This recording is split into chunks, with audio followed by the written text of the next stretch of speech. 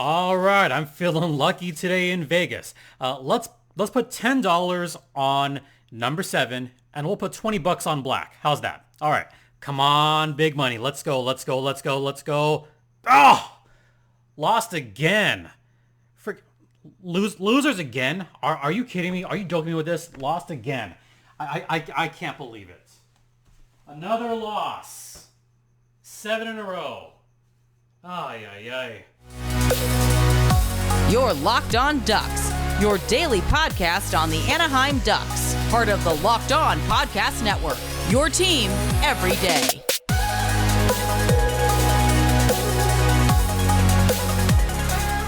Ay, ay, ay. How's my focus? How's my focus? Is that good? Yeah. Okay then. All right. Hi everyone. I'm JD Hernandez. I'm the host of Locked On Anaheim Ducks.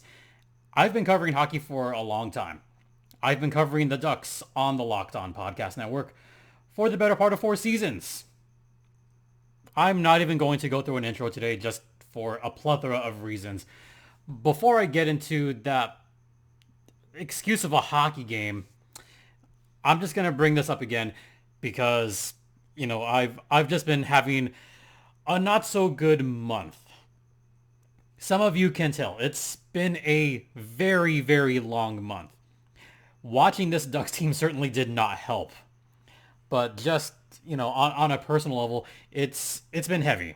I said online, it's been heavy for a lot of reasons. Having to go to Mexico a couple times, nothing's easy. Nothing is easy about what's going on. And trying to train for a marathon, which is taking place next weekend, by the way. Whew, it's hard. And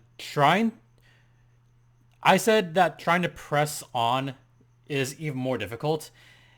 And it really has. I mentioned on Goals Thursday that just getting to see the Goals fans down there and getting to see some old friends, seeing the organist Bobby, seeing Callan, it really meant the world to me. I don't know how much I can emote that, but it meant the world to see all those guys. Whew. Trying to get through the rest of this year is not going to be easy because it has been a tough year. Luckily for those on video, y'all haven't had to see or really take part in that whole thing. But those of you that have been with me since day one, those of you that have been on the audio side, probably know more that it's been tough.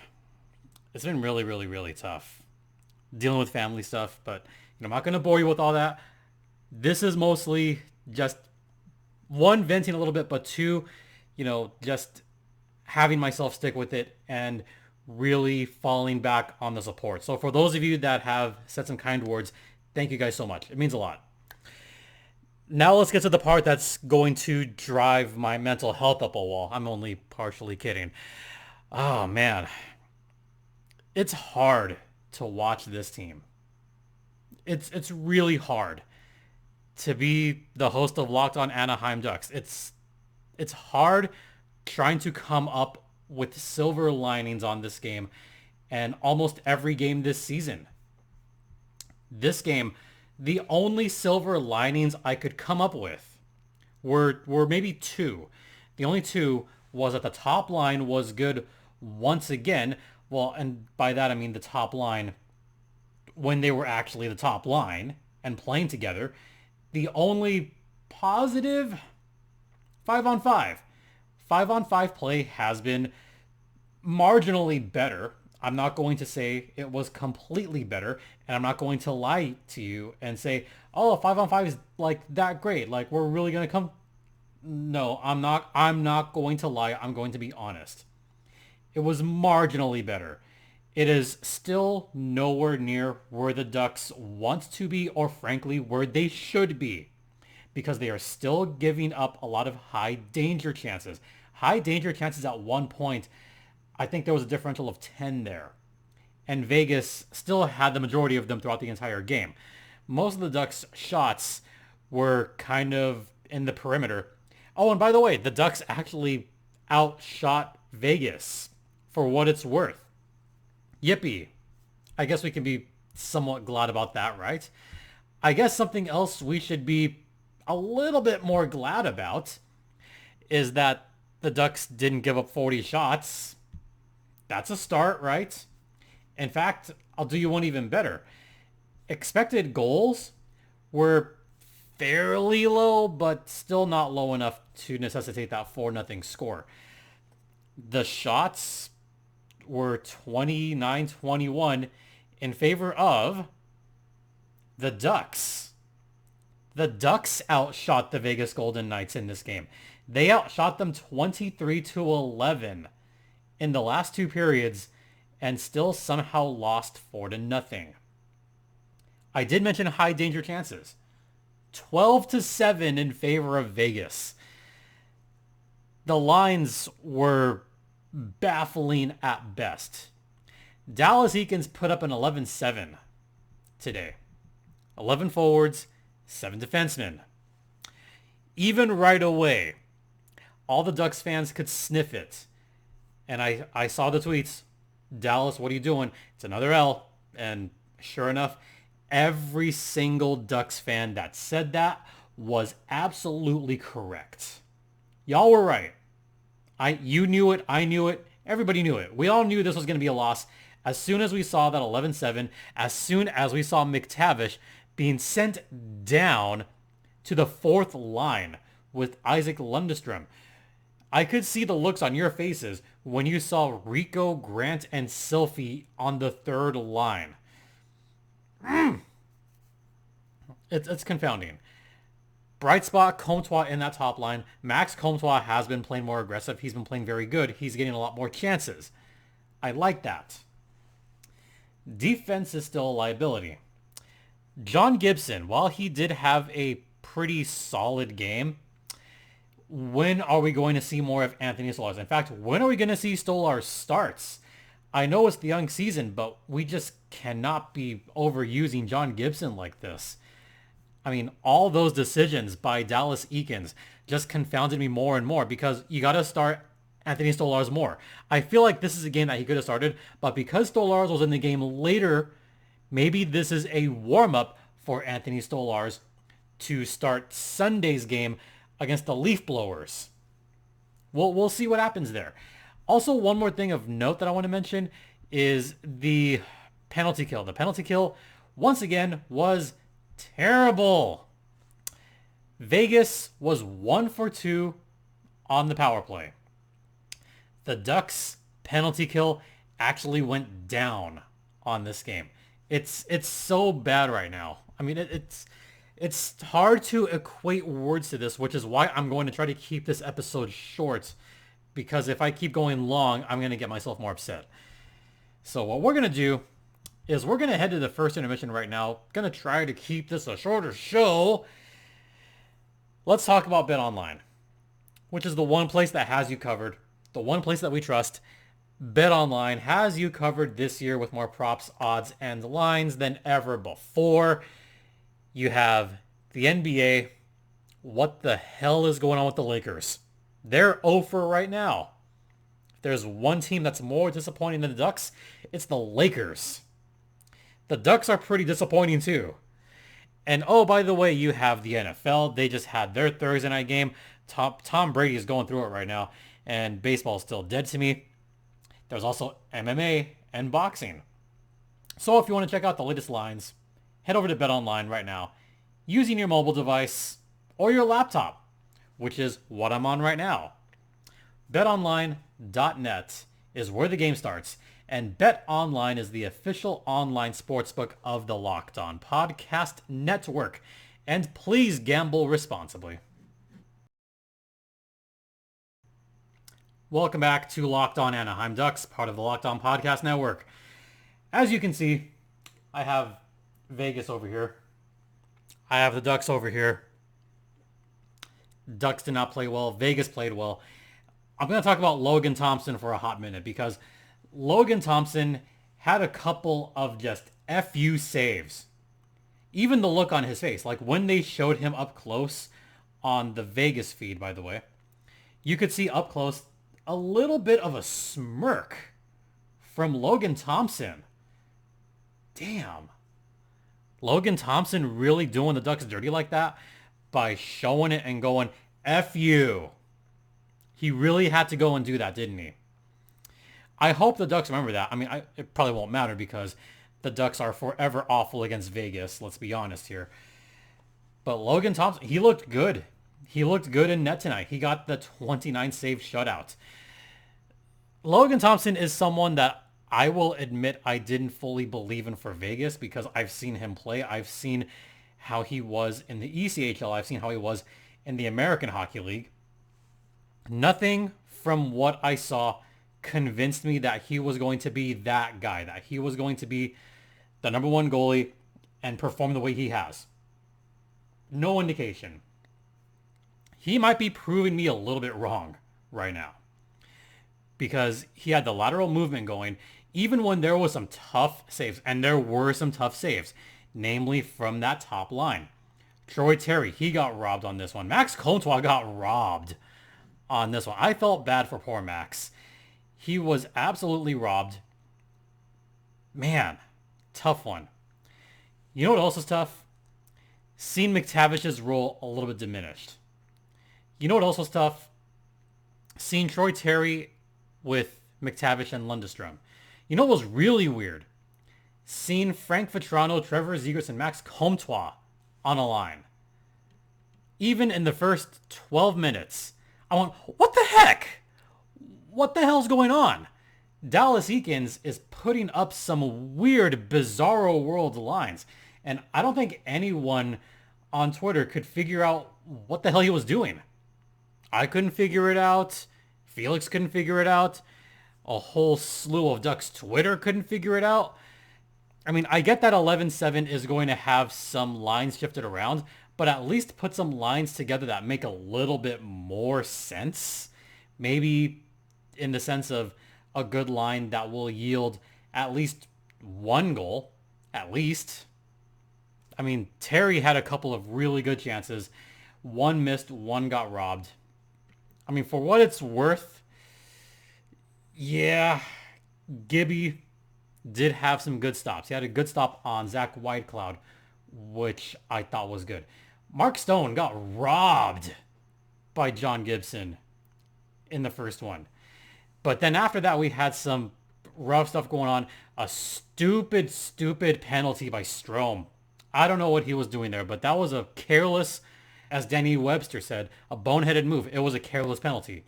And what do you think happened after that penalty? Chandler Stevenson scored the power play goal. So, not so Chandler Bong made it 1-0 Vegas, and that wound up being the game winner. Yay, the Ducks allowed another power play goal. Can I share this stat with you really quick? Penalty kill. The Anaheim Ducks have a penalty kill percentage of 64.5%. They are tied with the Seattle Kraken for 30th. The only team worse is the Vancouver Canucks. And they actually won! Vancouver has a worse penalty kill and somehow won their game against Pittsburgh. How does that happen? I don't know how that happens. Still trying to make sense of the Ducks game, trying to make sense of all the other games around the league today. Max Comtois was aggressive. Logan Thompson robbed him there. Alec Martinez disrupted it. That was just enough. Can I talk about that Grant line? The Grant line allowed more than a couple of high danger chances. Jack Eichel could have scored in the second period and didn't. It could have easily been 5-0 or 6-0 in a weird way if not for John Gibson. Those goals were not all his fault at all. The penalty kill, not his fault. The defense in front of him just looked awful on that one. So, yeah, I mean, the biggest robbery, Max Comtois in the second getting robbed by Logan Thompson. Quality save. Since I have a couple minutes left in this segment, I do want to briefly touch on Jamie Drysdale. So, Jamie Drysdale took a pretty decent hit from William Carrier behind his own net. Drysdale was in some discomfort. He was kind of slumping a little bit on his left shoulder. He immediately left the ice, went back to the locker room. We found out later that Jamie Drysdale left the game with an upper body injury, and he was done for the rest of the game. Ooh, maybe it's a good thing they won 11-6, right? Because they need 6 defenders now. Yeah, it didn't help. Did not help. I hope JD's okay. The way he slumped over, it didn't look like it was super, super painful. Like he wasn't like completely wincing in pain, but he did leave the ice in enough pain, and it was just enough of a concern for him to go back to the locker room and get looked at.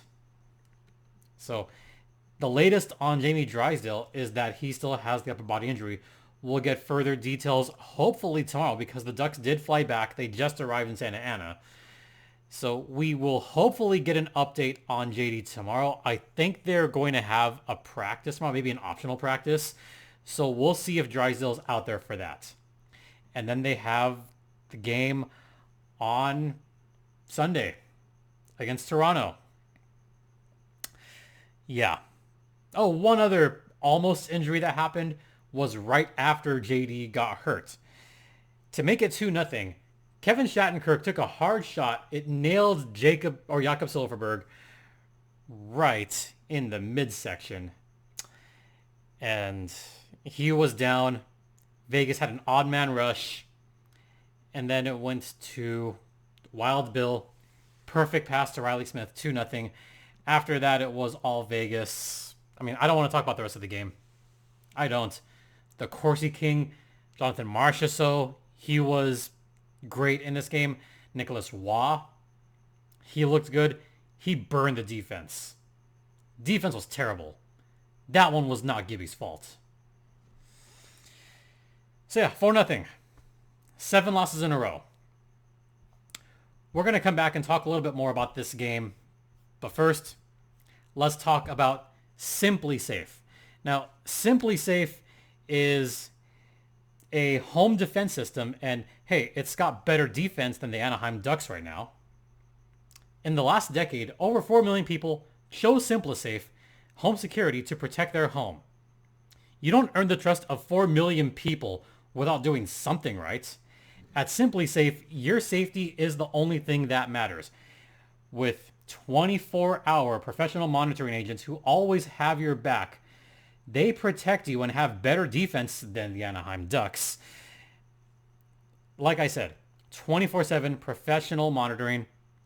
They blanket your home in protection with advanced sensors for every room, window, and door.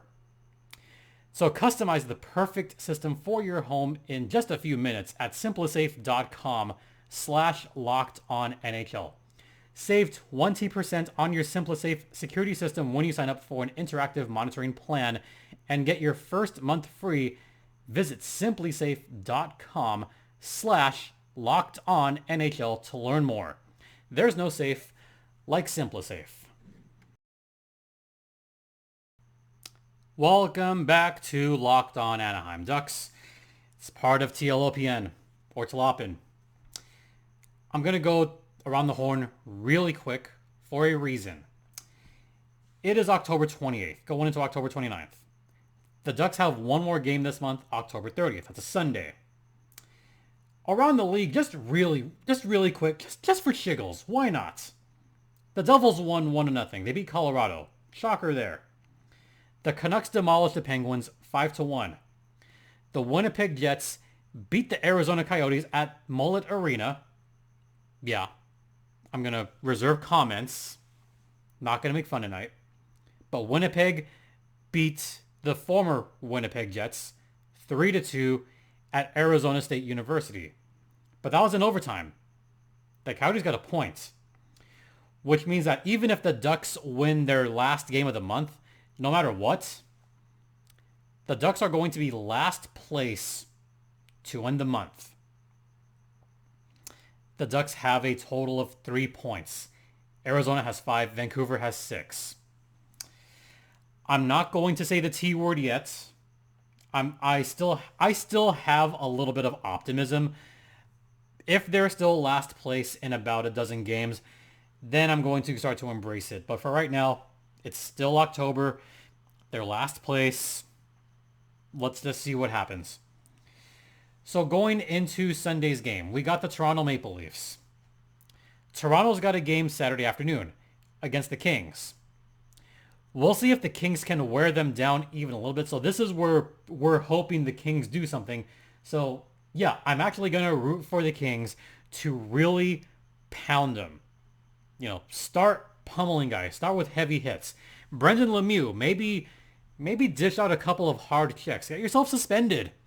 I'm just saying. Get Toronto tired. Give the Ducks at least a fighting chance. So that's what we got coming up. Sunday afternoon. It's Dia de los Muertos Day. I've got my own comments on that. I'm going to save those comments for Monday because I'm already mad enough about that 4-0 game as it is. If I start talking about the Dia de los Muertos night, I'm going to be even more upset. There's a bunch of reasons for that. But I'm going to leave it alone. I'm going to finish this podcast just talking about what I thought was a very appropriate tweet. And this was a reply from Noah Derp at Nora Darp. Wow, I misspoke that. Nora Darp at Nora Darp. NORAHDARP. As in one of my favorite artists of all time, Nora Jones. So there we go. Wow. Sent this tweet. Dallas Eakins behind an NHL bench. Did you see that? It's certain lyrics to one of my favorite songs. But I'm a creep. I'm a weirdo. What the hell am I doing here? I don't belong here. If you know those lyrics, you're a real one. If you don't, look up that song. That song definitely fits the mood of the Ducks and the goals tonight. That's the song called Creep by Radiohead. It's a damn good song. I think Radiohead is definitely the vibes for me tonight.